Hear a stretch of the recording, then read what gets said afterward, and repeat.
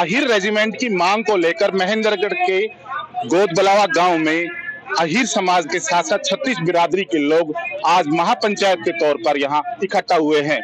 साफ तौर पर बात है कि सरकार को भी चेतावनी है, साथ ही जो अहिर समाज से जो जनप्रतिनिधि हैं उनको भी खुला चैलेंज है कि अब आर पार की लड़ाई है, अहिर रेजिमेंट हक है हमारा। इसी स्लोगन के साथ में जुड़े हैं हमारे साथ कुछ प्रबुद्ध लोग हैं जो देश के विभिन्न कोनों से आए हैं, अन्य राज्यों से भी आए हैं। उन्हीं से हम बात करने की कोशिश करते हैं। विभिन्न राजनीतिक दलों से जुड़े हैं, संगठनों से जुड़े हैं, अनेक क्षेत्रों में काम करने वाले प्रबुद्ध लोग हैं। इन्हीं से बात करने की कोशिश करते हैं। अभी हमारे साथ में सर क्या कहेंगे, आज आप यहाँ इकट्ठा हुए हैं?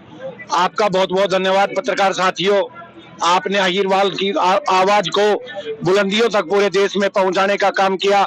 सम्मानित साथियों, मैं तो एक बात कहूंगा कि पूरे हिंदुस्तान में 125 करोड़ की पॉपुलेशन में अहिर जो कम्युनिटी है, अलग अलग प्रदेशों में जिसको अलग अलग जातियों के अलग अलग पर्यायवाची शब्द देने का काम किया, उनमें से 23% में हम अहिर कम्युनिटी पूरे हिंदुस्तान में बसने का काम करती है।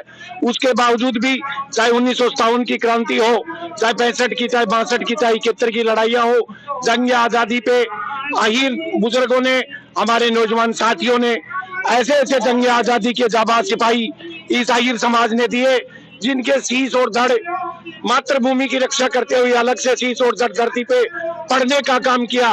और दुश्मनों को लोहा लेके उन जंगे शेर बहादुरों ने अपने दोनों हाथों से दुश्मन को चारों खाने चित करने का काम किया। दुश्मन को चारों खाने चित किया और साथ ही साथ में अहिर रेजिमेंट की मांग को लेकर के जिस तरह से किया जा रहा है, उसमें उनका जो गौरवान्वित इतिहास है उसके ऊपर प्रकाश डाल रहे हैं। कांग्रेसी नेता हमारे साथ में सतवीर सिंह झूकिया, क्या कहेंगे सर आप? देखिए, ये न केवल एक अहिरों की मांग है बल्कि 36 बिरादरी की मांग है। और देश का इतिहास एक बात कहता है कि अहिरों की जो कुर्बानियां रही हैं, ये उनको प्रोत्साहित करने के लिए बल्कि ये रेजिमेंट जरूरी है।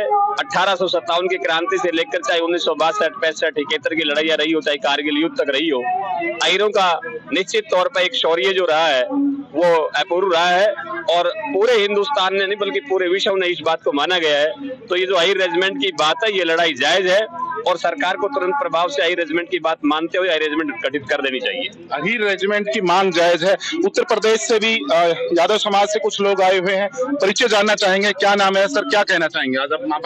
मैं गगन यादव उत्तर प्रदेश के मेरठ जिले से आया हूँ, इंडियन रिफॉर्मर्स ऑर्गेनाइजेशन से नेशनल प्रेसिडेंट हूँ।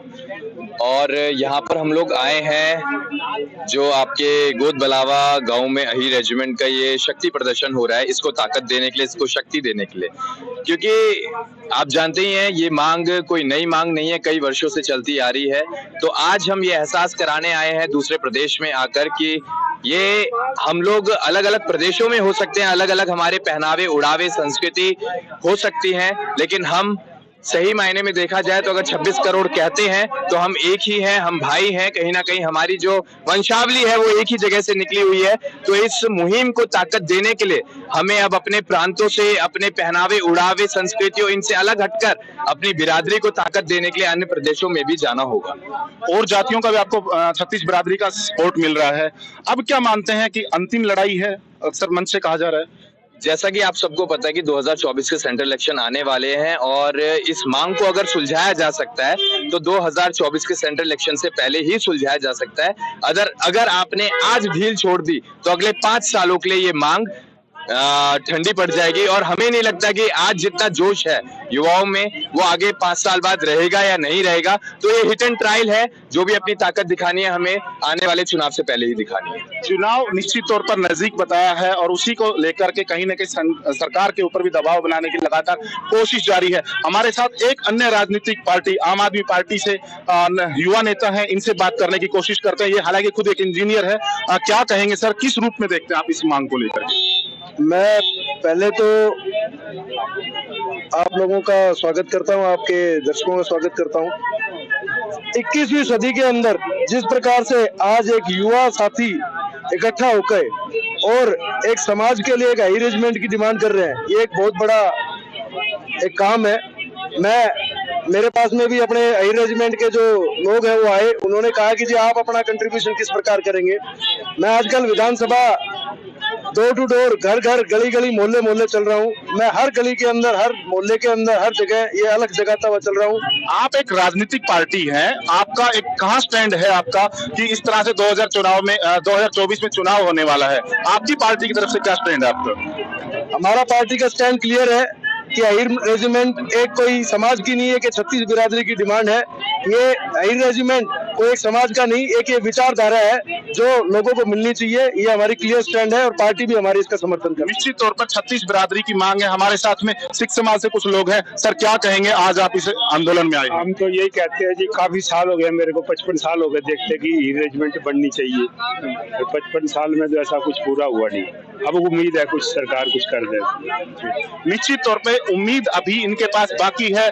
युवा साथी है हमारे साथ में, वो भी काफी बढ़ चढ़ करके भाग लेते हैं। क्या कहेंगे सर आप, जो आज की जो मांग है, आज जो कार्यक्रम हो रहा है, महापंचायत हो रही है, उसको लेकर? ये जो आज महापंचायत हो रही है, ये सरकार को, प्रशासन को बताना चाहते हैं कि हमारी जो हाई रेजिमेंट की मांग है पीछे काफी लंबी समय से चलती आ रही है और अब एक समय आता जा रहा है कि इस मांग को जल्दी से जल्दी सरकार पूरे करे, क्योंकि हर जगह, चाहे किसी भी आप आर्मी की बात हो, नेवी की बात हो, एयरफोर्स की बात हो, जितने यादव समाज के लोगों का आज तक योगदान रहा है, शायद ही किसी समाज का हो।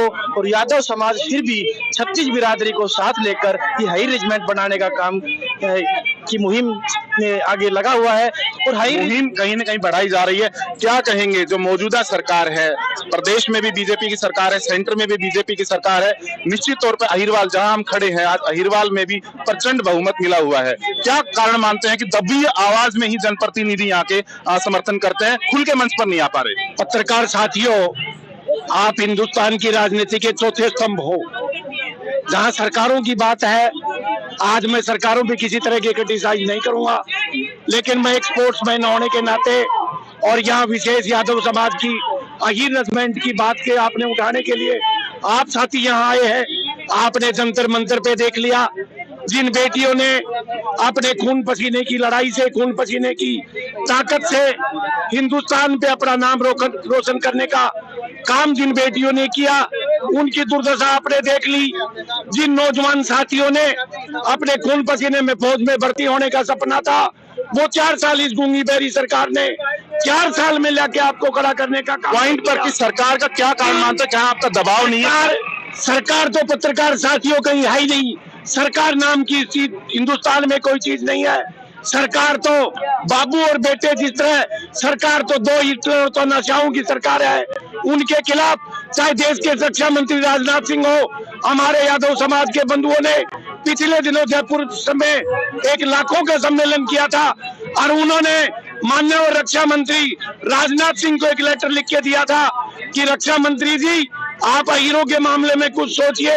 और उन्होंने कल उसका रिमाइंडर आया था कि हमारे विधान में नहीं है कि स्पेशल कोई सेंटर से वेरिफिकेशन लेके उस अहीर रेजिमेंट की मांग को पूरा किया जाए। मैं पत्रकार साथियों से फिर गुजारिश करूंगा कि आपने इन छोटे छोटे प्रोग्रामों में आके और अपनी बात देश के हर यादव बंधु के 36 बिरादरी के सीने में वो बात, जश्न में वो बात देने का काम किया। निश्चित तौर पर कहीं न कहीं इनकी मांग जो है वो सरकार के लिए भी कहीं न कहीं सरदर्द बनने वाली है। पहले तो जिस तरह से किसान आंदोलन, उसके बाद में पहलवानों का दिल्ली के अंदर जनता पर्चा, और अब अहीर रेजिमेंट की मांग को लेकर पूरे देश भर में कहीं न कहीं जो अहीर समाज के साथ 36 बिरादरी के लोग इकट्ठा होकर एकजुट हो रहे हैं, अहीर रेजिमेंट की मांग को लेकर के मुखर हो रहे हैं। आने वाले 2024 के चुनाव निश्चित तौर पर बीजेपी सरकार के लिए सरदर्द बन सकते हैं। कैमरा पर्सन भूप सिंह के साथ भालेंद्र यादव, पंजाब केसरी टीवी, नारनौल।